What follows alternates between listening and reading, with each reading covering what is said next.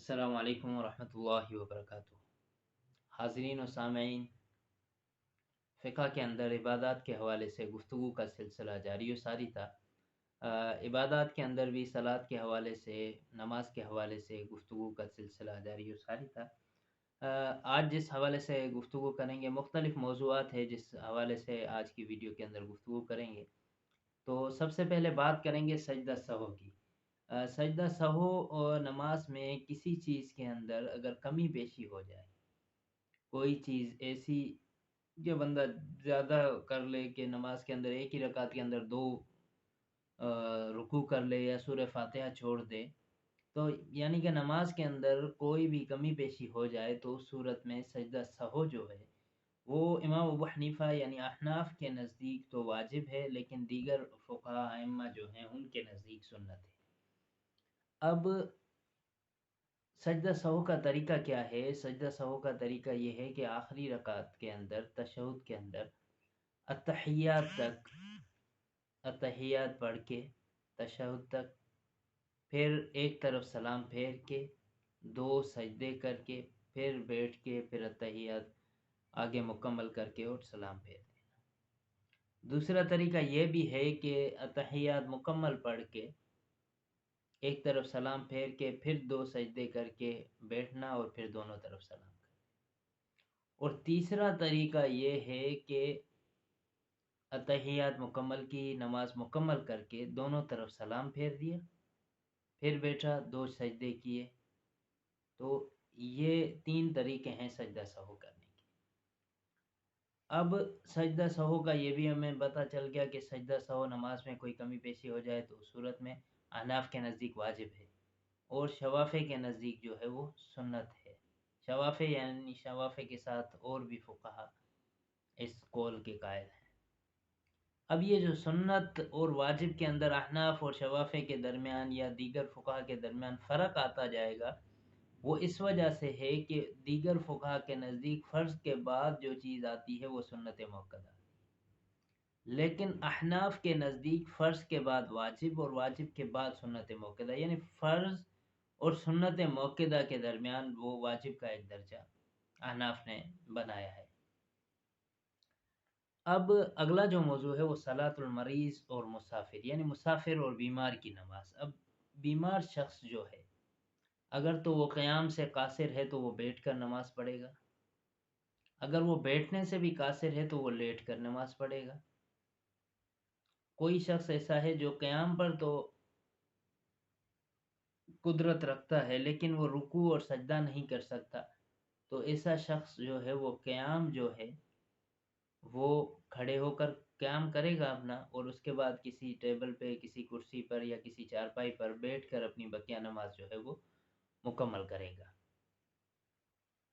अब अगर कोई ऐसा शख्स है जो खड़े होकर और रुकू सजदा नहीं कर सकता, इशारों से नमाज अदा कर रहा है, तो ऐसा शख्स अगर नमाज के अंदर ही ठीक हो जाता है और वो कुदरत रखता है कि वो क़याम करे और रुकू और सजदा करे, तो ऐसा शख्स फिर क्या करेगा कि इसमें दो अक़वाल हैं। बाज़ कहते हैं कि वो अपनी नमाज जो है जितनी हो चुकी वो उसी हालत में पढ़ेगा और बाकी नमाज जो है वो अपनी सेहत वाली हालत में पढ़ेगा।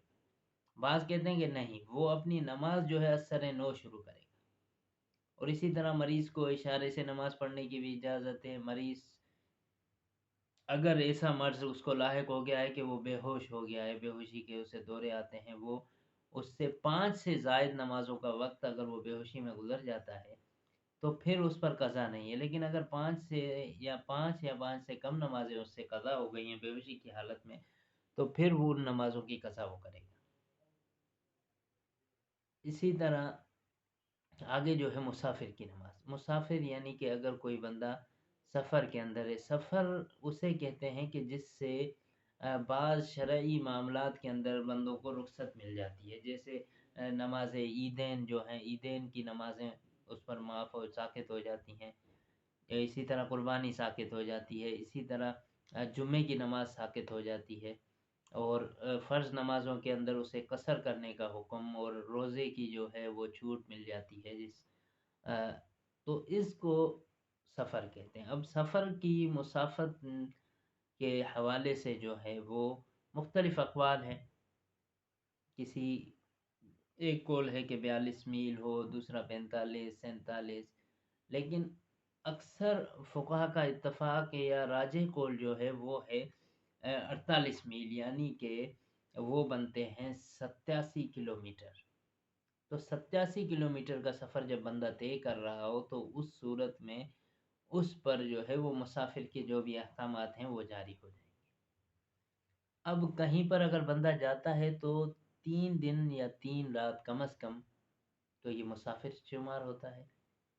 اور زیادہ سے زیادہ مطلب کہ احناف کے نزدیک 15 دن سے کم، اگر 15 دن سے زائد وہ کہیں پر سفر میں یا کسی جگہ رہتا ہے تو پھر وہ قیام اس کا شمار ہو جائے گا، وہ مقیم تصور کیا جائے گا احناف کے نزدیک.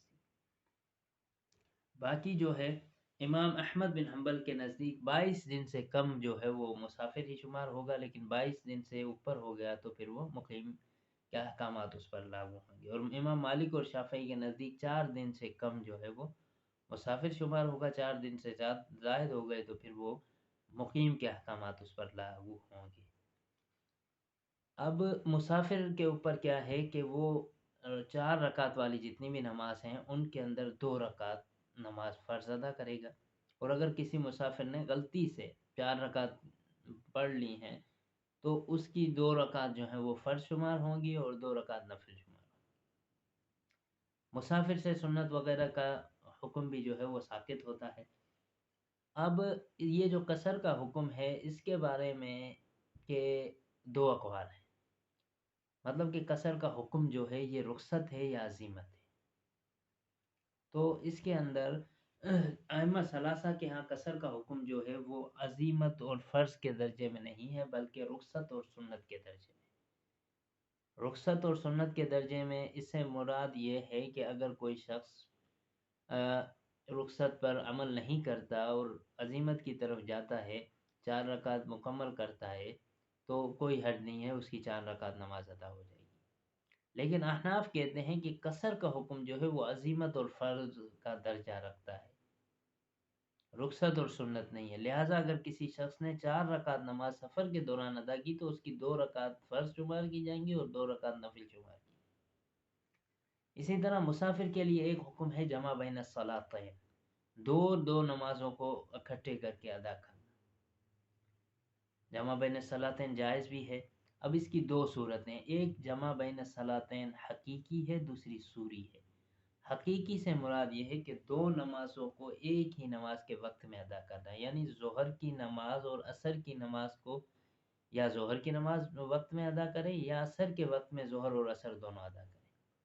دوسرا ہے جمع سوری، سوری یعنی کہ دونوں نمازیں اپنے اپنے اوقات کے اندر ادا کریں.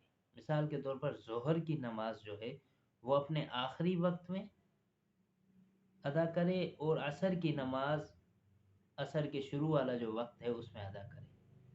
تو صورتاً یہ ایسے لگ رہی ہوں گی کہ دونوں جمع کی ہیں، ایک ہی وقت میں ادا کی ہیں، لیکن وہ دونوں اپنے اپنے اوقات کے اندر ادا کی گئی.